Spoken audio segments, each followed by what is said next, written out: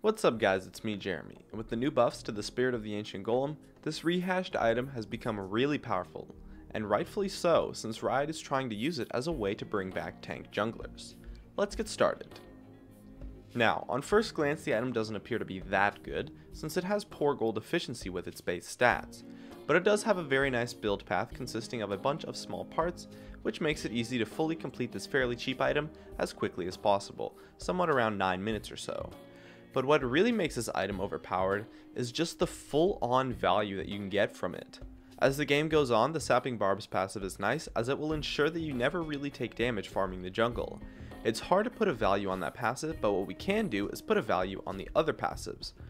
Conservation is definitely an amazing tool to have, and if you farm at a rate of using up 40 stacks every 2 minutes or so, which is very reasonable since it generates at a rate of 40 stacks per minute, that ends up giving you an extra 3 1/3 gold per 10, but that's actually really small. That can easily reach up to 6 2/3 gold per 10 if you farm it so that the stacks are constantly generating, which in reality isn't actually that hard to do. You just have to clear one jungle camp every minute or so. In addition, the fact that it now gives you a ward active like Feral Flare is incredibly useful. If we assume one ward every 4 minutes from the item, that is another additional 3 gold and a bit per 10. So if all is said and done, this item can give you around 10 gold per 10 if you make use of the passives efficiently, which isn't that hard to do since all it takes is just farming jungle and using wards, which you would do anyways.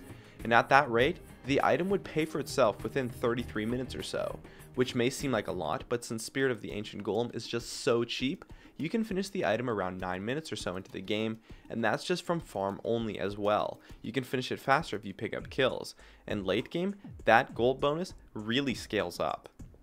But the real bread and butter, the real game-changing curveball of this item is the 25% bonus health. Now this bonus health creates absurd value for the item.